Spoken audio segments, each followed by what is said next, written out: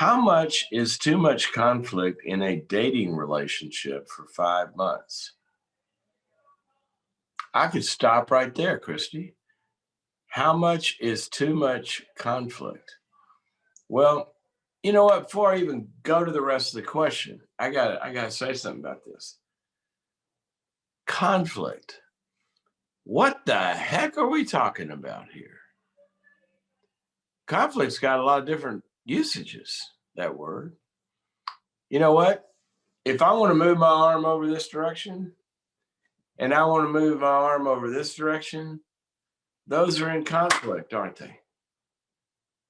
See how those two different goals conflict with each other? Well, how much conflict? You define it like that? You've been having conflict since the first phone call. When you want to go out to dinner? Well, not really. I'm kind of tired, but maybe we could just meet for, a drink or something, or that's conflict. See, all conflict is when two different desires, two different needs, two different wants, two different thoughts. We have thoughts that are in conflict. And guess what, babe? You can't get out of conflict in your own head. We have internal conflicts. Can we say, as a tribe here in our big family right here on this show, can we just all raise our hand and say, conflict is good? It means you are alive and you don't live in a bubble. In other words, there's other people in your life. Well, actually, you can live in the bubble and have a conflict. And I don't even mean a bad conflict. Conflict of, where do I want to go for lunch? Well, I don't know. I kind of want this, but I kind of want that. That's a conflict. All right. So let's just stop right there. How much is too much? Well, I can tell you, I don't know how much is too much. I guess, well, I can't tell you. Or I got some thoughts with that. But here's how much is too little. How much is too little? When you don't have any. If you don't have different opinions, different ideas, different desires, different perspectives, then in a relationship, then one of you is totally unnecessary. You don't need that other person if there's no differences in your existences. Now, I don't mean that you have to disagree on everything. Part of the chemistry of a relationship are things that we're so simpatico about, right? And really important, really important. But even in those areas, Tori and I talk about it all the time. We feel, and I think this is important for people that are dating and people, that are already married to think about it. We talk about it all the time, how grateful we are that we are just, not good or bad if somebody's different than us, but good that we feel that we are so have no conflict in terms of how we think about the major areas that determine life direction. That's good for marriage and dating. Okay. In other words, we really agree on how to raise kids.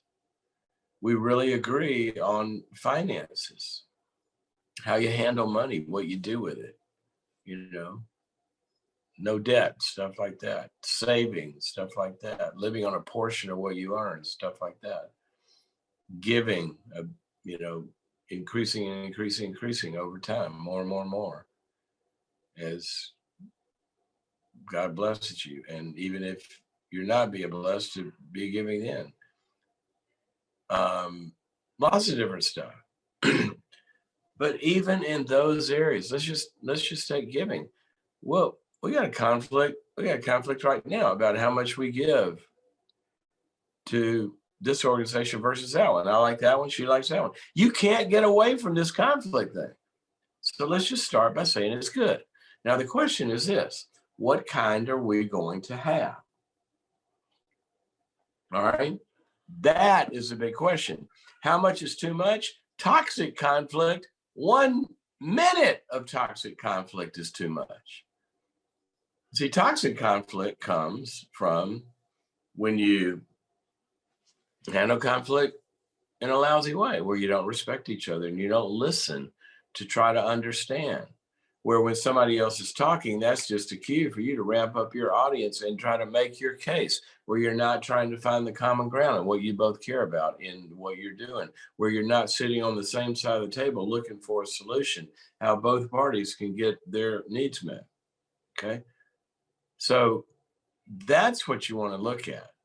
And that is very, very, very, very important because that doesn't tend to decrease. Now, you mentioned a honeymoon period. Oh, I didn't read that part. You said, how much is too much? You've been dating for 5 months. I think it's good. My boyfriend and I are communicating and past the honeymoon stage. My boyfriend thinks it's too soon. Our communication has been healthy and not derogatory, toxic, or abusive.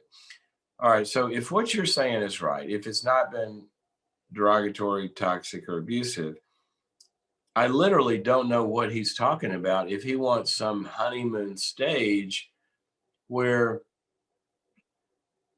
I mean, that should kind of not end anyway in a certain way. I mean, what are you going to do? Have good times and then go to war after the honeymoon stage is over? You recreate the honeymoon stage throughout a good relationship.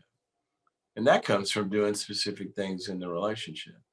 Now, I know what he is talking about, that in the beginning bonding periods, when two people begin to get close, you are on a drug trip. That's true. I mean, there's bonding hormones and all sorts of stuff that goes on in the brain, and you're basically under the ether. You don't know what you're doing. That's why people should take time. Okay. And also, it's really, really cool, I think, when couples begin to think that they might be falling in love, which is a good thing, but a very, very, very subject to pathology thing as well. That I think it's a good thing that these areas of simpatico where you are together and there's not a lot of conflict, I do think those are really, really important. So I'm not saying you should fight about everything, but I'm saying that there should be a chemistry. Oh, I feel that same. Oh, I love that too. Oh, because if you're at odds with everything, then you're not even going down the same path. So I guess that's how I would answer it. If he just wants y'all to be happy all the time and not disagree, and please don't confuse that with a honeymoon stage. Have a honeymoon stage that lasts a long time. If you guys get serious past this and you end up getting married, nurture that honeymoon stage, water that honeymoon stage, make that honeymoon stage not be a stage. What the hell are we calling it a stage for? Okay. But don't think that the honeymoon is over once you disagree on something. So I would take a serious look at with him. Are you saying that we can't have honeymoon feelings? In other words, we can't really, really be happy to be together if we have conflict? Then that is a big warning flag. What you ought to be talking about is what kind of conflict you have. I got it. I just had a little bit of an enlightenment. Here's what you ought to be talking about. Not how does the conflict ruin the honeymoon stage. Oh, this is good. This is good, guys. But how can our conflict take us into a deeper experience of honeymoon stage? That's the deal. See, intimacy, I love the definition of intimacy. That means into me, see, intimacy. I want you to see into me. I want to see into you. When we really see into each other and start to listen in a conflict, what do we find? Find out what you care about it, find out what you want, what hurts you, what doesn't hurt you, and all that. And we go deeper. Oh, honeymoon gets bigger. Honeymoon gets, it's better, I'm telling you, through the conflicts in a good way. But if you're having conflict because you're getting triggered, that's really not conflict. That's something else. If you have ways of responding to each other that trigger the other person's triggers, and then when they act that way, it triggers yours, and you get into those kind of things, let's put that in a different category. That's, trauma bonding resolution kind of stuff. So each of you got to get your own hurts resolved if that's getting triggered in the relationship.